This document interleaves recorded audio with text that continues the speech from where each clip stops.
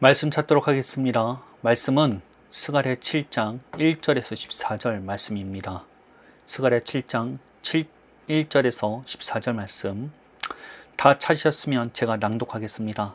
다리오 왕 제4년 아홉째 달 곧 기슬레월 4일에 여호와의 말씀이 스가랴에게 임하니라.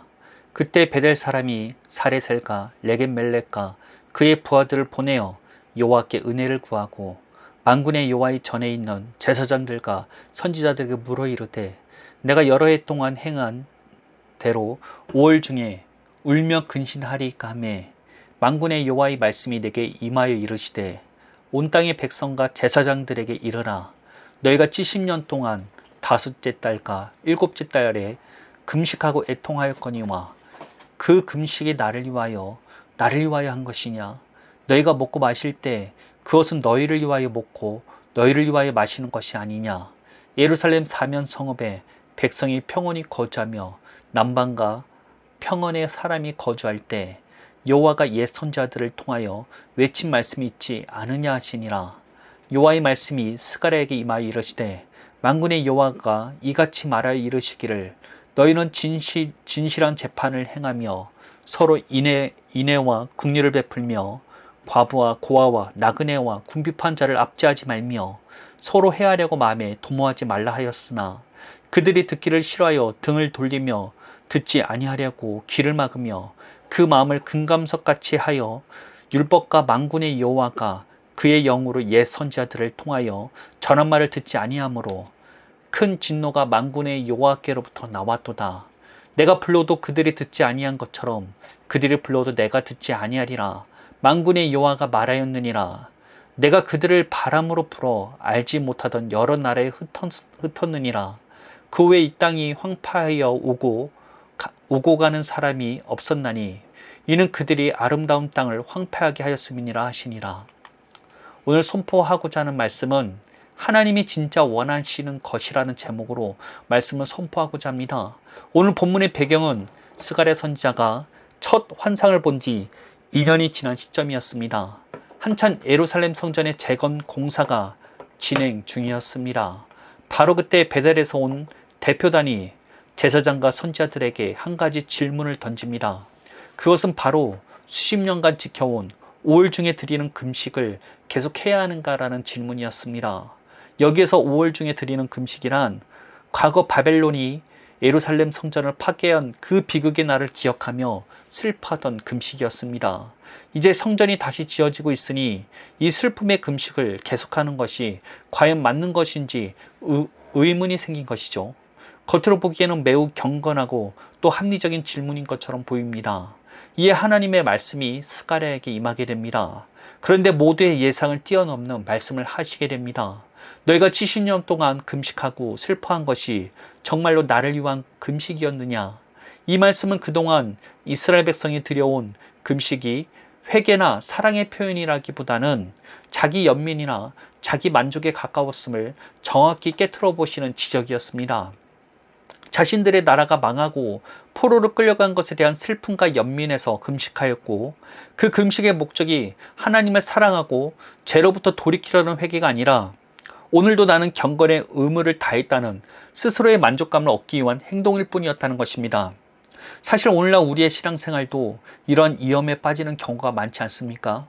하나님 앞에 드리는 종교적 열심이 실상은 나 자신의 문제 해결을 위한 수단이 되거나 다른 사람들에게 인정받고 칭찬받기 위한 과시적인 헌신이 되는 경우들 말입니다.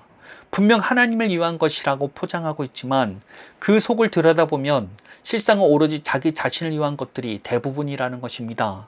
이에 하나님께서 스가랴 선지자를 통해서 하나님께서 원하시는 참된 경건이 무엇인지를 말씀하시게 됩니다. 그것이 바로 오늘 본문 스가랴 7장 9절에서 10절 말씀입니다.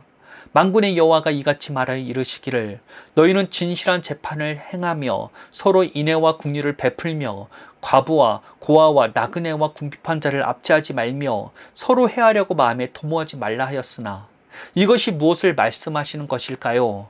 그저 막연하게 선한 삶을 살라는 도덕적인 교훈일까요? 아닙니다.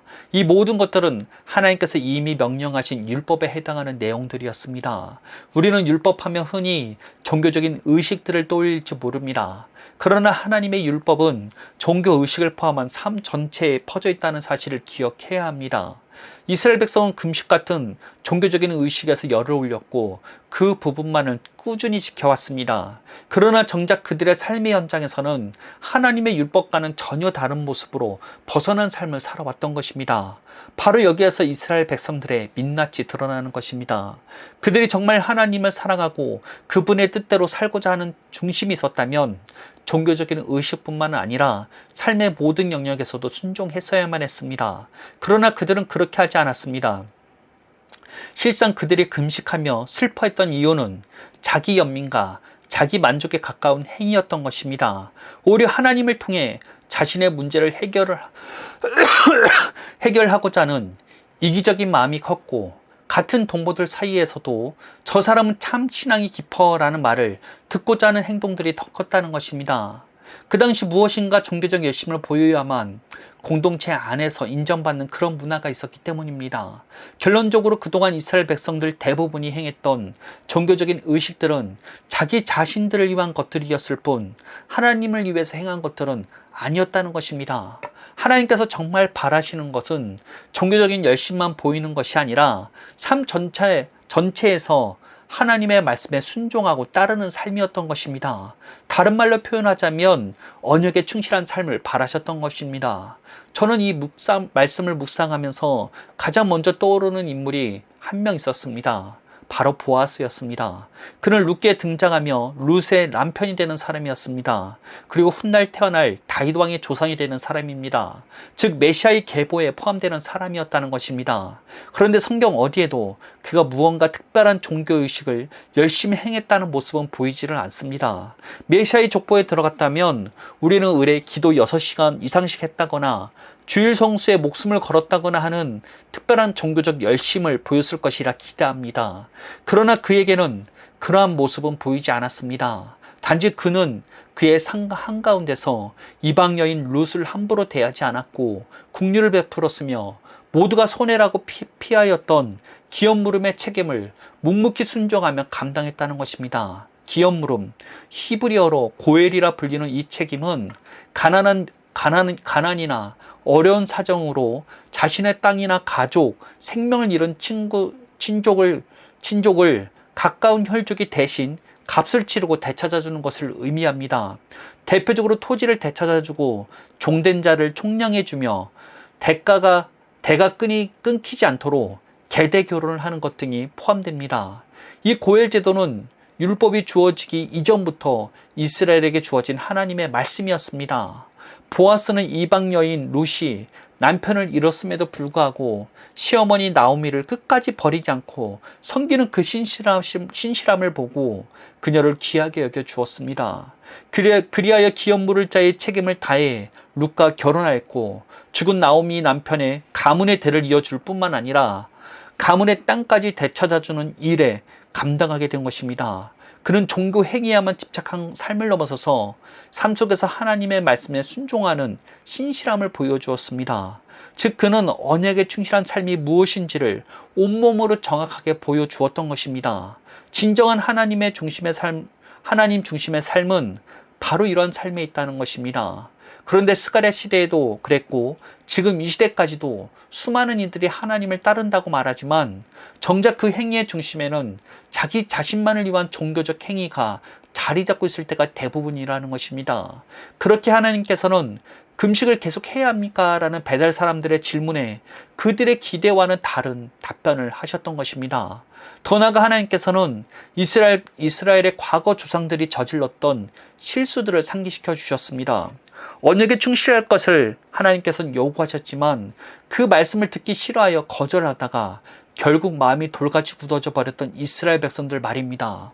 그들은 결국 나라가 망하고 온 세상이 흩어지는 심판을 받게 되었음을 분명히 말씀하셨습니다. 즉 너희가 금식하여 슬퍼했던 이유 그 자체가 바로 하나님의 본질적인 가르침, 즉 언약을 버렸기 때문이므로 또다시 또다시 형식에 얽매이지 말고 이제는 삶으로 순종할 것을 강력하게 촉구하시는 것입니다. 정말로 언약에 충실한 삶을 살아보라는 것입니다. 겉으로만 그런 척하는 위선을 버리라는 것입니다.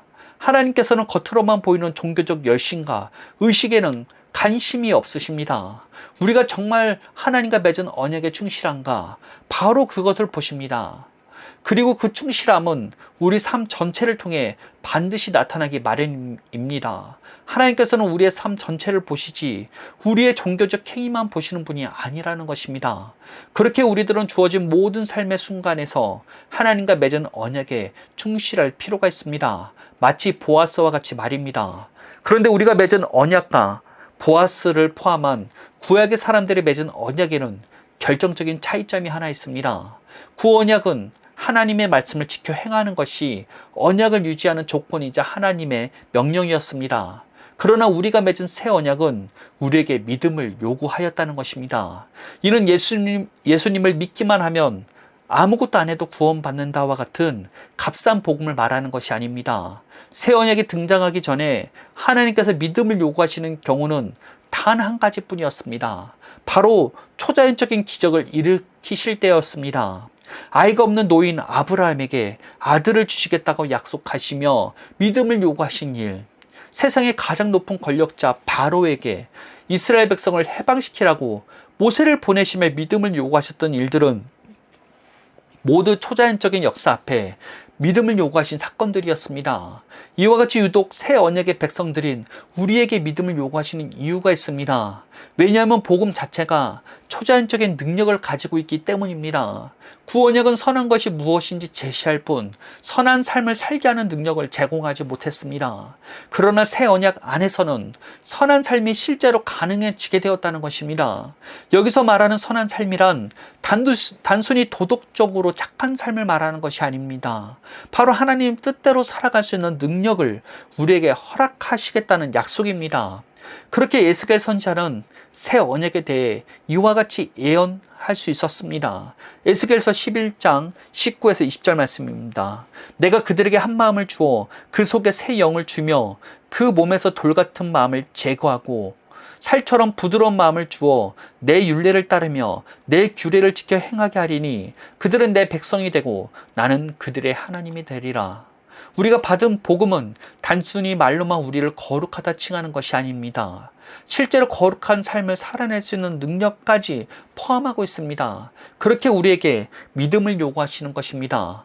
더 나아가 복음은 우리가 하나님과 직접 교통하는 것을 가능하게 만들었습니다. 새 언약에 대해 예언했던 요엘 선지자는 이와 같이 말씀하였습니다. 요엘서 2장 28절 29절까지 말씀입니다. 그 후에 내가 내 영을 만민에게 부어주리니 너희 자녀들이 장래일을 말할 것이며 너희 늙은이는 꿈을 꾸며 너희 젊은이는 이상을 볼 것이며 그때 내가 또 내 영을 남종과 여종에게 부어줄 것이며 장래일을 말하고 꿈을 꾸고 이상을 보는 것, 이는 구약시대 선지자들에게 나타났던 공통적인 특징입니다. 이 말씀은 곧 새 언약을 맺게 되는 모든 자들이 선지자와 같이 될 것이라는 놀라운 선포였습니다.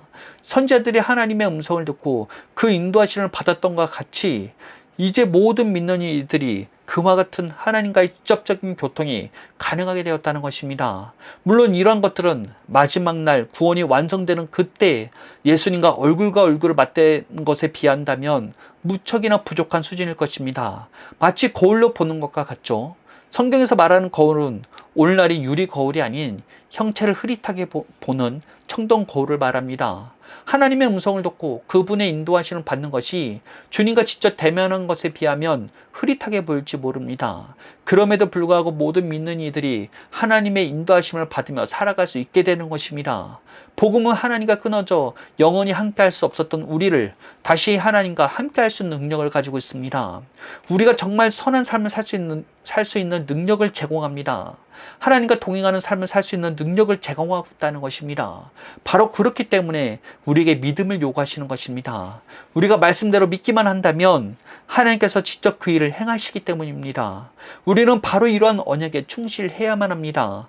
종교적인 의식에 몰두하는 것을 넘어서서 우리의 삶 전체로 하나님과 맺은 언약에 충실해야 한다는 것입니다. 삶 전체로 언약에 충실한다는 것은 우리가 우리의 힘으로 율법을 지켜 행하는 것을 넘어서서 하나님의 말씀 그대로 믿고 그 믿음대로 생각하고 행동하는 것을 의미합니다. 그것이 바로 우리에게 요구되어지는 새 언약의 요구 조건이기 때문이라는 것입니다. 여러분, 무엇을 위해서 신앙생활을 하고 계십니까? 열심히 하나님을 찾으며 주일 예배를 드리는 목적이 무엇입니까? 금식하는 목적은 무엇입니까? 기도를 열심히 하는 목적 그 자체가 무엇입니까? 그것이 정말 하나님을 위한 것인지 아니면 나 자신을 위한 것인지를 우리는 깨달아야 합니다. 더 나아가 정말 하나님의 뜻대로 사는 것이 무엇인지를 알아야 합니다. 정말 하나님의 뜻대로 사는 것은 언약에 충실한 것입니다. 구언약에서 그것이 삶 속에서 율법을 지켜 행하는 것이었다면 새 언약에서는 모든 삶 속에서 말씀을 그대로 믿기에 그 믿는 대로 생각하고 행동하는 때까지 이르르는 것이라는 것입니다. 새 언약은 우리가 그리스도와 함께 죽었다고 선포합니다. 그것은 내 문제 해결을 위해 하나님께 나아갔던 나 자신도 죽어버렸다는 의미입니다. 자기 만족을 위해서 하나님께 나아갔던 나 자신도 죽어버렸다는 것입니다. 다른 사람에게 인정받기 위해서 과시적인 헌신을 했던 나 자신도 죽어버렸다는 의미입니다. 우리가 믿는다고 말하지만 우리 안에는 이러한 옛된 나의 모습이 여전히 남아 있습니다. 그렇게 우리들은 이러한 나를 날마다 부인함으로써 새 언약이 요구하는 우리의 참된 정체성을 붙잡아야 하는 것입니다. 그렇게 사도 바울은 나는 날마다 죽노라라고 고백했던 것입니다. 우리는 날마다 자기를 부인함으로 새 언약의 약속대로 내가 누구인지를 선포하고 주장해야 합니다.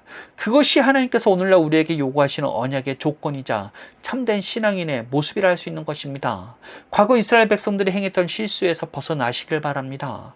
하나님께서는 우리의 종교적인 행위들로 만족하실 분이 아닙니다. 우리의 삶 전체에서 우리가 정말 언약에 대해서 진지하게 생각하고 충실하게 살아가고 있는지를 살피실 뿐이라는 것입니다. 언약에 충실하시길 바랍니다. 그러려면 여러분이 받은 언약이 먼저 무엇인지를 깨달아야 합니다. 새 언약은 선한 삶을 살게 하는 능력을 가지고 있습니다. 그렇게 믿음을 요구합니다. 그리고 그 선한 삶이란 도덕적인 삶이 아닌 하나님의 뜻대로 사는 삶을 말합니다. 궁극적으로 하나님께서 바라시는 선한 삶이란 하나님과의 깊은 사랑과의 관계 안으로 들어가는 것입니다. 진짜 하나님과의 사랑 관계 안으로 들어가기 위해서는 말씀대로 믿어야 합니다. 내가 누구인지를 알아야 합니다. 진짜 내가 누구인지를 알아야만 부인해 버려야 할 거짓된 자기 자신을 깨닫게 되는 것입니다. 거짓된 자기 자신을 부인해 버리시길 바랍니다. 문제 해결만을 위해서 하나님을 찾는 자기 만족을 위해서 종교적인 열심에 빠지는 나를 부인해 버리셔야 합니다. 남들에게 인정받고 싶은 마음에 사람들에게 보이려고 신앙적인 열심을 추구하는 나 자신을 부인해 버리시길 바랍니다. 그래야 진짜 나로서 살아갈 수 있습니다. 진짜 나는 하나님의 약속 안에 있습니다. 하나님의 말할 수 없는 은혜와 긍휼을 받고 있는 진짜 나로서 살아가시길 바랍니다. 이것이야말로 정말 하나님께서 원하시는 참된 신앙인의 모습입니다. 이 진리를 깨닫는 저와 여러분들이 되시기를 예수님의 이름으로 축원합니다. 기도하겠습니다. 하나님 감사합니다. 우리가 말할 수 없는 은혜와 긍휼을 받고 있는 자입니다. 그럼에도 불구하고 우리는 자기 자신이 무엇인지를 깨닫지 못하고 자꾸만 자기 자신만을 이미 죽어버린 자기 자신만을 위해 살아가고 있는 게 어리석은 우리들의 모습입니다. 이러한 덫에 빠지지 않도록 우리가 늘 깨어있게 하여 주옵시고 늘 우리가 스스로를 부인하며 주님의 말씀대로 우리가 누구인지를 주장할 수 있는 우리를 되기 원합니다. 진짜 내가 누구인지를 깨달아 하나님의 뜻대로 살아가시는 우리를 되게 하여 주옵소서. 언약에 충실한 우리들이 될 수 있게 하여 주옵소서. 날마다 우리가 동행하시며 함께 하여 주시는 예수님께 감사드리며 예수님의 이름으로 기도합니다. 아멘.